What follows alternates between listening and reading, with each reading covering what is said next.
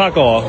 太大只，我。在过年期间，狗园又差点断粮了。年后又赶紧带着汪喵的客人捐赠的猫狗粮来到了狗园。你知道一只成年犬一天要吃掉500克的饲料，那400只的狗呢？答案是200公斤，也就是差不多10包你看到的狗粮大小。哦，今天怎么又带这么多狗粮？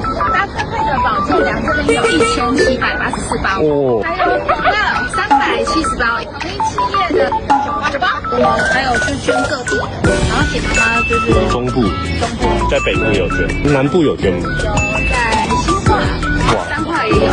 上一支影片我们不是说什么捐越多体越多，还加那些？哦，对啊。然后我们很多客人就是捐粮，现在还没有想要养猫的话，我们先特有捐粮，然后之后找到自己喜欢的猫和犬的话，都可以真实回馈哦。欢迎跟我们一起做爱心。